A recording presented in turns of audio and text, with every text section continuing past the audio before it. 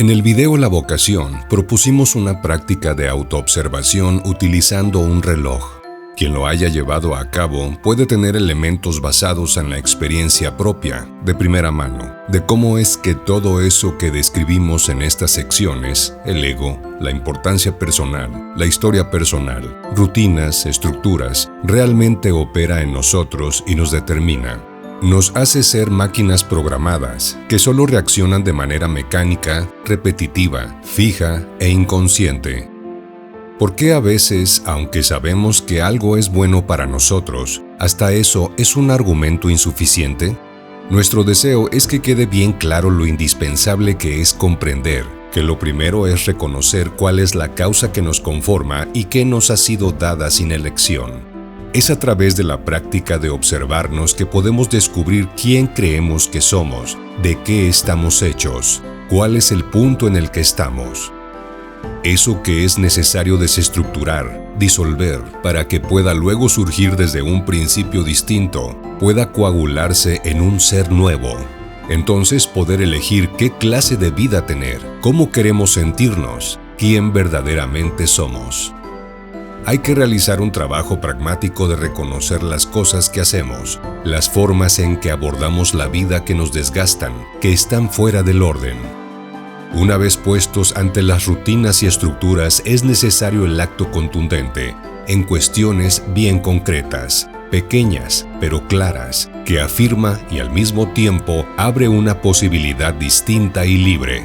Así, con actos a propósito que tienen su sentido en sí mismos, en el propio acto, acto tras acto se van trazando rutas de transformación del ser. En realidad, como mencionábamos en un video anterior, necesitamos de una guía desde el inicio, tan solo para poder observarnos y conocernos más allá de lo superficial. Más aún, la necesitamos porque conocernos no significa transformarnos. Bajo su dirección, podemos descubrir un orden superior, pleno de sentido con el cual necesitamos alinearnos, a través de prácticas y experiencias que nos hagan tomar conciencia de una forma corporal, global y sintética de todo aquello que nos atrapa y del camino que nos libera con su principio siempre vivo, experimentando atisbos de la verdadera vida. Este camino interno opera y parte desde principios distintos, de una forma de concebir y contemplar al cosmos, la vida y al ser humano que resultan inconcebibles desde la lógica y la mentalidad humanas ordinarias. Simplemente no forman parte de lo que ésta abarca.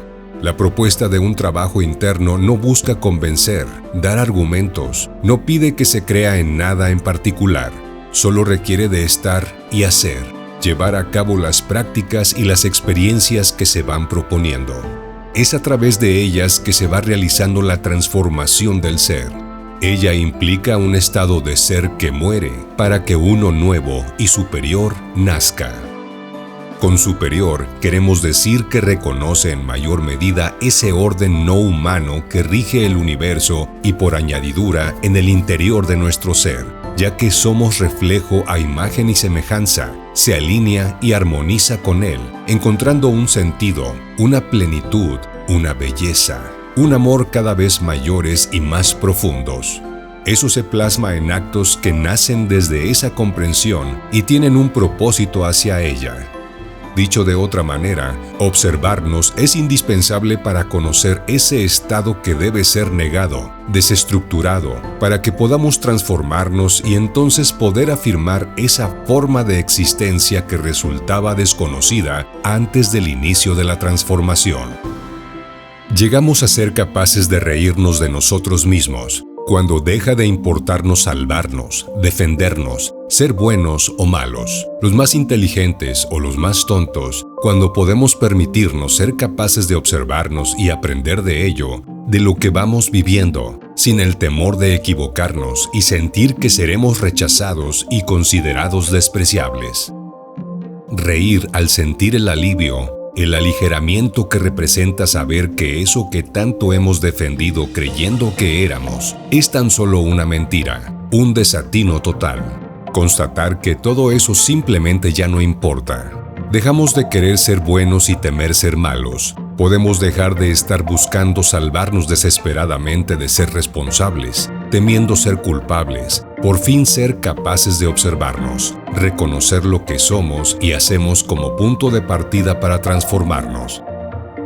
Entonces, al vivir transformándonos, podremos emprender la portentosa y apasionante aventura de pararnos ante la palpable realidad del misterio. Descubrir lo que somos no está separado del cosmos, somos Él. Lo único que importa es vivir con actos a propósito que no tienen otro sentido más que celebrar la vida, que va dibujándose ante nuestros ojos al ir cayendo la vieja percepción de ella, que nos mantenía absortos en un estado de ser sin horizontes ni movimiento real, muerto en vida. Ahora, la verdadera vida surgiendo de la transformación del ser en el interior.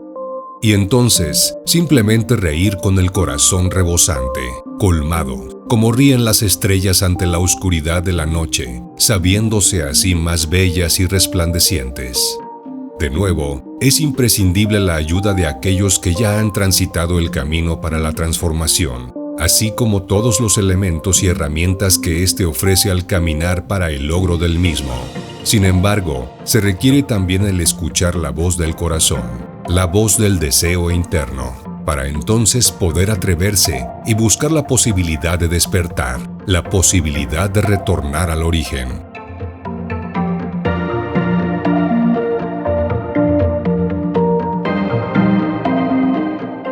De acuerdo a la enseñanza de Yusuf Hadamari, una persona tendrá acceso a la experiencia y al conocimiento superiores en estrecha correspondencia con su valía, su capacidad y sus merecimientos. De ahí que si un asno ve un melón, se come la cáscara. Las hormigas se comen todo lo que pueden llevarse. El ser humano consume sin saber qué ha consumido. Nuestro objetivo es adquirir mediante la comprensión del origen, el conocimiento que procede de la experiencia. Esto lo consiguen, como en un viaje, solo quienes ya conocen y siguen el camino. La justicia de esta situación es la mayor que existe, porque este conocimiento no puede negarse a quien lo merece, pero puede concederse a quien no es digno de él. Este conocimiento es el único bien con capacidad discriminatoria que aplica su propia justicia inherente.